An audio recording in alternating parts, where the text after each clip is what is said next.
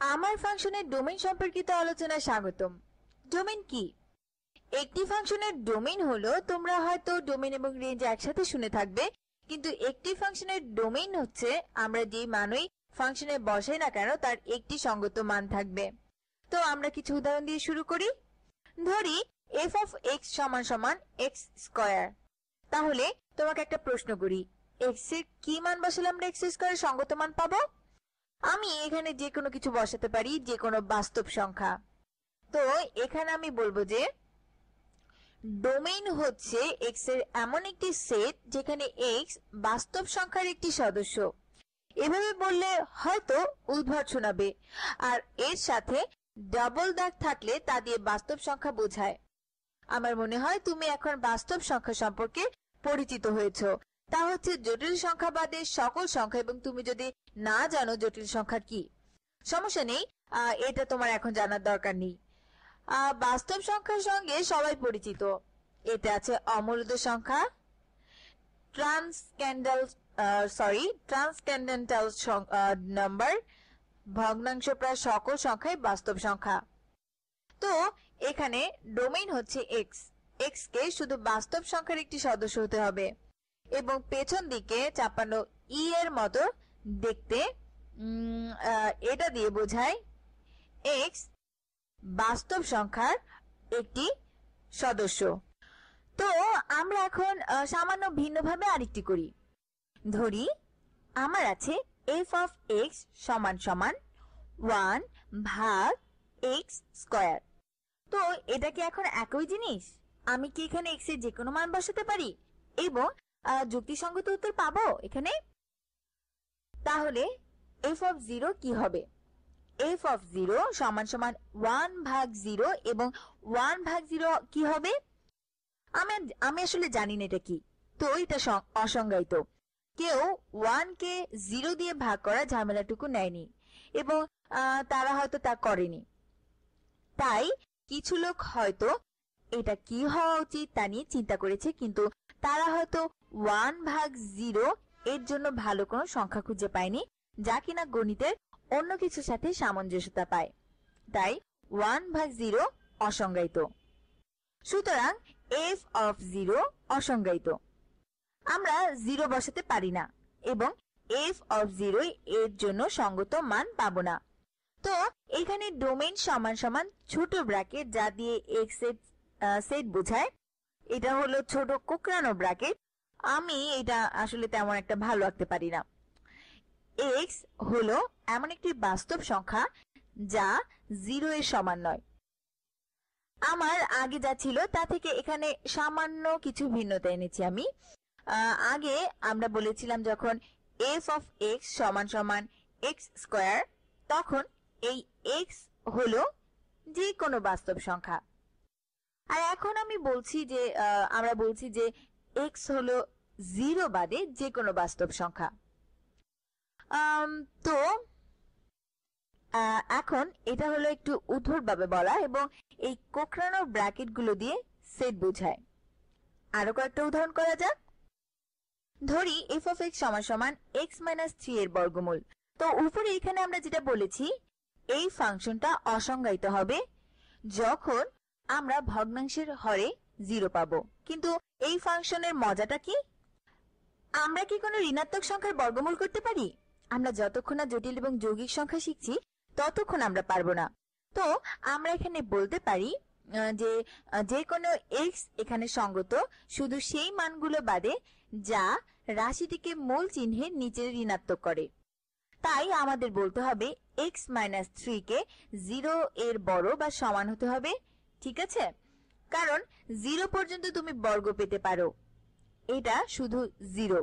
তো x - 3 কে 0 এর বড় বা সমান হতে হবে, সুতরাং x কে 3 এর বড় বা সমান হতে হবে।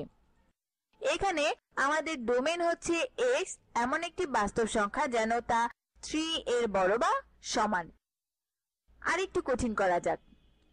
কি হবে যদি আমি বলি f of x সমান সমান x এর পরম মান -3 এর বর্গমূল? তো এটা এখন একটু সামান্য জটিল হয়ে গেছে, তাই না? এই ক্ষেত্রেও মূলের ভিতরের রাশিটিকে 0 এর বড় বা সমান হতে হবে। সুতরাং x এর পরম মানকে 3 এর বড় বা সমান হতে হবে। যদি কোনো কিছুর পরম মানের ক্রম কোনো কিছুর বড় বা সমান হয় তখন ওই x হবে -3 এর ছোট বা সমান অথবা 3 এর বড় বা সমান। এটা স্বাভাবিক, কারণ x -2 এর বড় হতে পারে না বা -2 হতে পারে না, ঠিক আছে? কারণ -2 এর একটি পরম মান 3 এর চেয়ে ছোট। তো x কে -3 এর ছোট হতে হবে। এটাকে -3 থেকে আরো ঋণাত্মক দিকে হতে হবে অথবা এটাকে +3 থেকে আরো ধনাত্মক দিকে হতে হবে। আবারও x কে -3 এর ছোট বা 3 এর বড় হতে হবে। আমরা আমাদের ডোমেইন পেয়ে গেছি। আমরা এটাকে এভাবে পেয়েছি যে x কে বাস্তব সংখ্যার একটি সদস্য হতে হবে। আমি সবসময় ভুলে যাই এটা কি সেই রেখাটি, আমি ভুলে যাই এটা হয় বিসর্গ বা রেখা। এটা আমার অমার্জনীয়, যত বছর ধরে এই ধরনের সমস্যাগুলো করছি এটা হয়ে আসছে। কিন্তু যাই হোক, আমার মনে হয় তুমি ব্যাপারটা বুঝতে পেরেছো। এটা হতে পারে যে কোনো বাস্তব সংখ্যা যতক্ষণ x -3 এর ছোট -3 এর ছোট বা সমান অথবা 3 এর বড় বা সমান। এখন আমাকে একটা প্রশ্ন করতে দাও, কি হবে যদি এটার পরিবর্তে এটা হর হয়? তো উপরে সবগুলো আলাদা সমস্যা। তো এখন আমরা পেয়েছি 1/x এর পরম মান -3 এর বর্গমূল। এখন কিভাবে এটা অবস্থা বদলে দিল? শুধুমাত্র হরের এই রাশিটি, শুধু কি এটাকে 0 এর চেয়ে বড় বা সমান হতে হবে?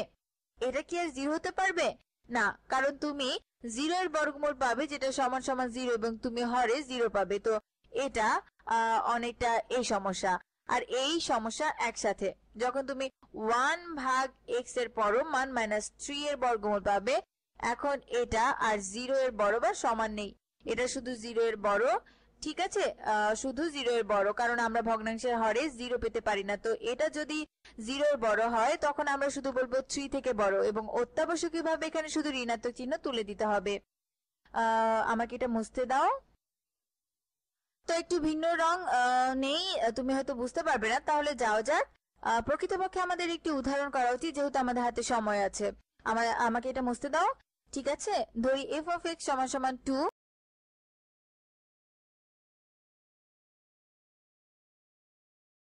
x জোড় সংখ্যা এবং 1/x-1 গুণ x-2 যদি x বিজোড় সংখ্যা হয়, তো এখানে ডোমেইন কি হবে? x এর কি সঙ্গত মান আমি এখানে বসাতে পারি? তো তাৎক্ষণিকভাবে আমাদের দুটি বাক্য আছে, যদি x জোড় হয় তাহলে আমরা এই বাক্যটি ব্যবহার করব।